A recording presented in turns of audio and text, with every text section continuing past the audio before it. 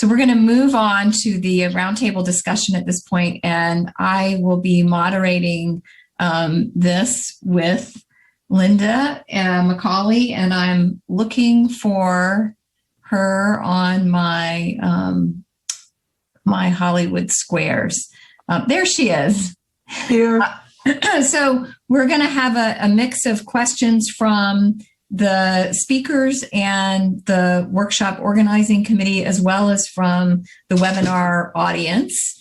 And I thought that just to kick us off, and then I'll hand it over to Linda McCauley, I would ask sort of a general question of each of the speakers, which is that what struck me across those talks, which were really fantastic, was that we have a much larger body of evidence of health effects related to outdoor PM 2.5 exposure than indoor.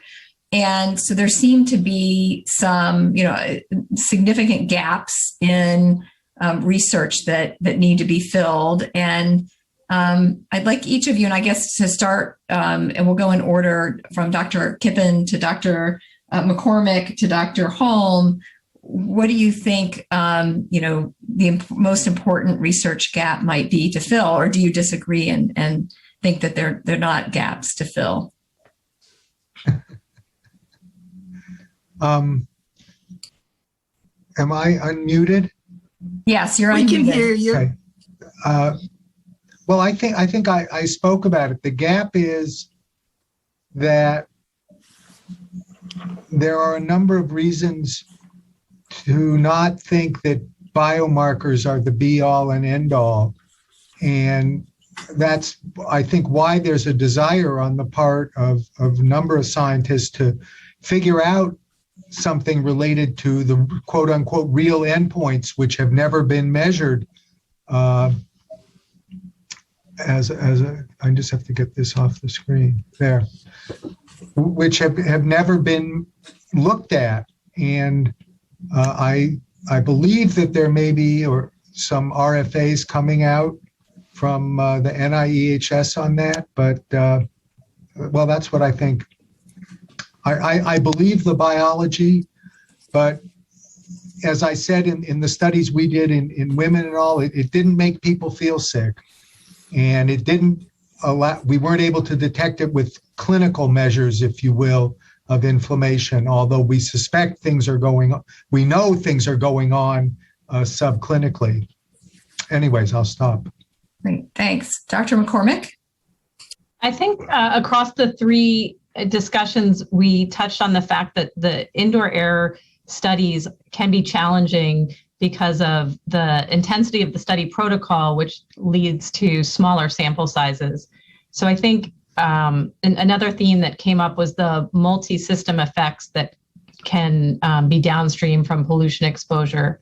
So I think looking at intervention studies where we reduce pollution exposure as a means to inform the causal evidence, and then ways that we can increase our sample size so that, and potentially by studying more than one outcome in at-risk populations, so that we could be studying cardiovascular, respiratory, endocrine, and maybe other effects, would be an advance forward. And then one of the things we found, which comes to mind when you ask that question, is that follow-up time seems to be important. So making sure that we're following individuals for long enough to really be able to measure the health consequences, I think, is an important feature. Great, thank you. Dr. Holm? Yeah, I'll agree with Dr. McCormack on all of those and add one additional, which is that I think one of the things that I always am concerned we don't have good enough characterization of is really the differences in the exposure profile for PM indoors versus outdoors. What I mean by that is if you look at tracings of indoor PM, this isn't really what I was talking about, but if you look at tracings of indoor PM, there are a lot more of these sort of large spikes that can go up and come down pretty quickly, particularly in places where things like cooking are happening. And that's quite different really from the pattern of ambient PM. And I don't really think that we have a great sense of how that difference affects people's health, particularly in broader populations. I'm a pediatrician, right? And so in pediatrics, we don't ever really do exposure studies where we can do controlled human exposures, right? That wouldn't be ethical. But it means that there are some real gaps in our understanding of what it means to have these kinds of spikes in PM exposure as opposed to levels that are averaged out over time. And much of the work that's been done has used these averaged levels. That's what our EPA ambient standards are based on, right? Are these averages? I do think, as some of the lower cost technologies become more available for these kinds of intensive monitoring things that Dr. McCormack was mentioning, there's some potential to do some more exploration of how, that exposure profile, the sort of shape of the curve, how that can actually affect health effects. But I think that's a real gap right now in terms of how indoor health effects could actually really be different than exposure to outdoor PM 2.5. Thanks. That's terrific. So I'll hand the baton off, and I think to Dr. McCauley, and I think, Linda, we can probably just pass back and forth as you see appropriate. I just wanted to relate how impressive I think the data are in terms of the intrusion of outdoor particulate matter into indoor. And I don't think the public are aware of that. And if you look at our public health messages around when outdoor air pollution begins to rise in cities, our focus in public health is making families aware of what these pollution indexes mean in relation to their outdoor activities. Almost 90% of the public health education has been on when it's safe to play and have recreation outdoors. The data are really compelling about the intrusion of the outdoor levels into the home. And I think a lot of people don't believe they have an indoor air quality issue. So any thoughts about, or anyone that you know of that are really trying to take the data that we have and message it effectively to our populations? Does any of the speakers, Meredith or Stephanie or Howie, know of anyone trying to change the messaging around indoor air quality? Yeah, I can absolutely jump on this. So certainly there's been a lot of work in schools, right? Sorry, I have a frog in my throat this morning. The natural response often in schools is as the AQI gets high, people are like, oh, well, the kids can't go outside for recess. We'll just bring them in, right? Without sort of consideration, as you were saying, Linda, of what the indoor levels might be. Mm-hmm. There's starting to be a lot of change around that. So Washington State, for example, has done a lot of work looking at indoor and outdoor levels, sort of how the messaging should be, for indoor and outdoor levels for schools. There's also a group that is a collaboration between EPA and some of the PACEUs that have been working on a children's health and wildfire series of working groups and workshops that's been ongoing over the last year, trying really to work specifically on this, the messaging around a variety of children's health issues, but including the piece of how to message during wildfire smoke events with considerations of the indoor versus outdoor exposures. Mm-hmm. It also seems like some of the longitudinal children's cohort studies, in addition to following the children exposed to outdoor particulate matter, you could actually follow them throughout a day to look at the weighted contribution of the indoor and outdoor. Because I think a lot of families think their child's safer when it's indoor, which the data that's been presented this morning would make one think otherwise. I might just add an example as well to, I thought Stephanie's response was great. I think the EPA tools for schools and the anti-bus idling campaigns have been a really nice example of a focus on indoor air quality from an outdoor source with something that's actionable at the school level. So I think that's a really nice example. And one other comment is that I think in the era of COVID, we really have a unique opportunity to message about the importance of indoor air quality. I know I've had many questions posed this year, and the American Lung Association's really been working on that as well. And so I think people are listening, and so it is a really important time to get that messaging out. Can I jump in for a second? I don't really hate to be a contrarian. I kind of enjoy it at times. But in the no free lunch category, I became aware of this on an NAS committee, which is trying to advise the State Department on how to protect diplomats in really dirty air cities. And they're really, the diplomats and the staff are really tuned into this danger from outdoor air pollution in really dirty places. And so they not only put air cleaners in multiple rooms in their house, but they try to seal the house up to reduce infiltration, taping doors and making sure door jambs work. And I don't have any data on this, but I suspect, in fact, it almost has to happen that the carbon dioxide levels indoors are going to rise because we're all carbon dioxide factories. And there is a literature, it's nowhere near as robust as the outdoor air pollution literature, that CO2 may actually have some neurotoxic qualities. And so I'm not saying that you want outdoor air pollution inside, but there may be a downside to it. Well, and I think, Howie, even if you're speaking just about PM 2.5, I think a lot of folks underestimate the contributions of indoor from cooking, from heating, right? And so even just, I mean, I agree with you about the carbon dioxide, but even just focusing narrowly on PM, that sort of increased tightening of the building envelope and weatherization can actually increase the indoor exposure as opposed to decrease. Right, but I guess don't always realize. But I guess the theory that people would have is that the air cleaner is going to take care of the PM 2.5 that you generate in X, or that you accumulate.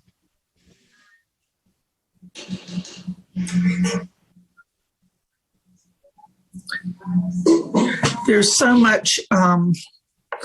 I think that we can continue this conversation tomorrow about when we talk about actually mitigation, practical mitigation measures, and how you deal with the public and the misperception. I mean, the people do believe it's important to seal out any intrusion of particulate matter from the outside. And did you see that with the wildfires? Did people initially try to seal their homes? Yeah, I'm sorry. We've seen that. Yeah, sorry, I didn't mean to jump in. We've seen that a lot. And actually, it was funny. It came up, I guess sort of not funny, but it came up this last year a lot because people would say, well, I've closed everything and shut everything down for the wildfires. And then I realized that all the children are inside passing COVID to each other. And so, so then we got to have this discussion about how actually ventilation with improved filtration will help for both of those things. And isn't that wonderful? But yeah, I think the gut response absolutely is to sort of close everything down and seal up as much as you can during wildfire smoke events, and explaining to folks why actually running your HVAC system with a good filter is better than just sealing everything up is sometimes a challenging conversation. We have some audience questions, and then I know also some committee members have some questions. So I'll pick one of the audience questions, and then we can go to a committee member question. So one audience question, and this is for Dr. McCormack. Your analysis has been focused on PM 2.5. What has been done to look at PM1 and below? That's a great question. And I am fortunate to work with Dr. Kohler, who will be part of our next session, who has really brought some new technology to our team. And we are measuring ultrafines now in our home, and the availability of the equipment to be able to do that has allowed us to do that. Our data aren't quite as robust just because it's a more recent development, but we're doing that in our studies of COPD as well as asthma. And I think looking at the differences with cardiovascular as well as pulmonary effects, I think will be particularly interesting when we think about the potential for ultrafine health effects. We're also we'll have the ability to look at the air cleaners with HEPA filters and their ability to reduce ultrafine particulate matter. So hopefully more to follow soon. So, committee members, I have a list of questions that were in the chat, but I don't necessarily see your hands raised. But I think I saw that Dr. Siegel had a question. Yep. Hi. So this is more a comment than a question, so I'll keep it really brief. But the point I want to make and ask a little question about is we know all three speakers talked about intervention studies where there was a filter or an air cleaner used, and we know that the same air cleaner will have very different performance over time and will have very different performance in different environments. So how much of the findings are related to variation in the performance of the intervention, which in general we don't have good data on, especially for personal exposures, versus the intervention actually having the effect?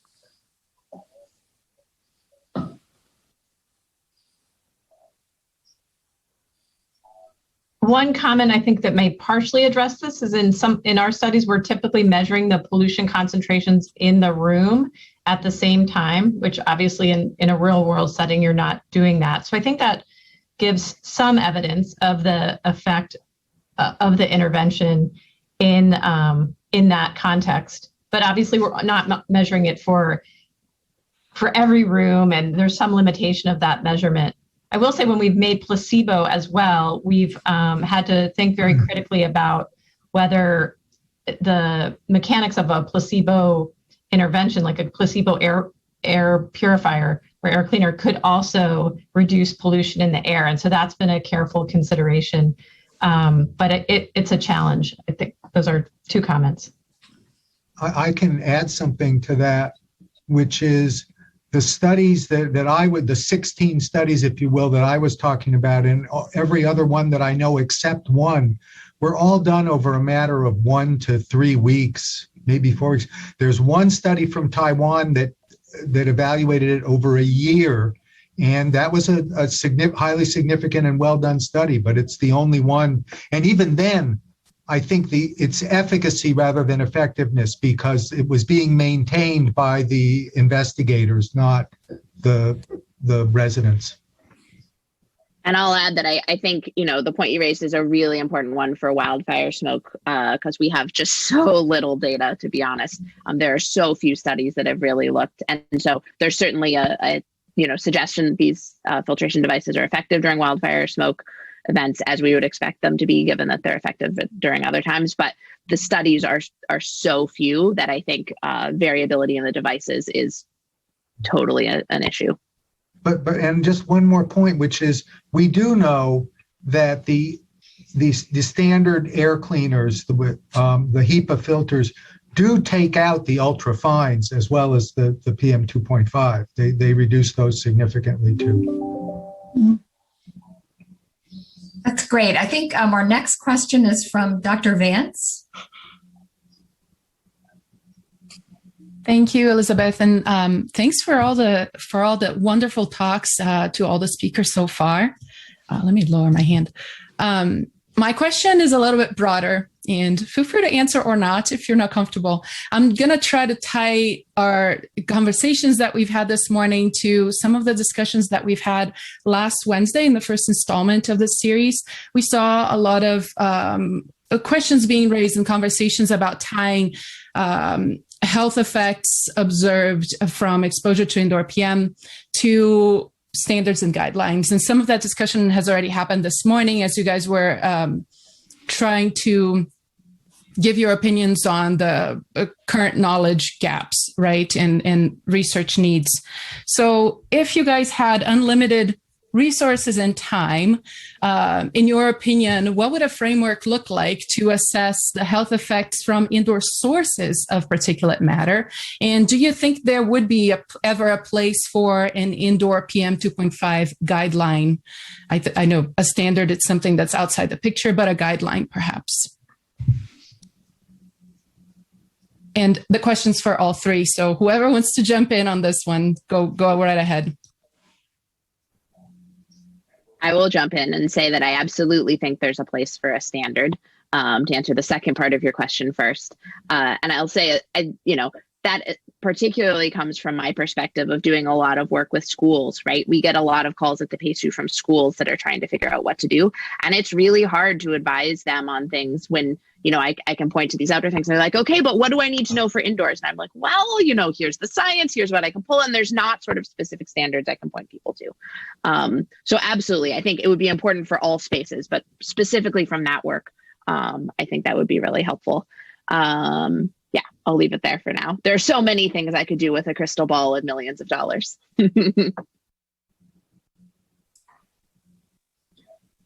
I completely agree that and would support the need for an indoor air quality guideline or standard, and the process that would need to occur to put that in place. But I think that's a very important need, and that schools are a great example, as well as other common spaces are, I think, the initial starting points. Do you think that standards should include some regularly scheduled monitoring of what the air quality levels are in the schools? So as kind of the basis for developing the recommendations? I do. Or do you think we have enough from our research studies? I think the research studies can inform the evidence that there's a need, and by doing the work to try to put that together, we could inform the actual standard itself, the numerical standard, and so forth. I think the implementation technology, as it's advancing right as we speak, and low-cost sensors and validating those sensors and that work could be a way forward. And just one final comment about that is, I think this also overlays, particularly when we think of schools, to issues of environmental justice, and monitoring and getting the data, I think, is a real critical aspect of providing a healthy environment for all of our children and adults, but starting with children. I really agree with that, Dr. McCormack. And I'll say that one of the things that often happens during wildfire smoke events, people say, oh, well, if the air is bad at the school, then we'll just send all the kids home. And that implies that you think it's better at home, right? And so, that might not be true actually for any of the children, but it's especially unlikely to be true for our lower resourced families. And so we're then just exacerbating pre-existing disparities for those kids. And so really, the way that we can best improve access to indoor air quality, quality indoor air for our kids is to make sure that schools have clean indoor air.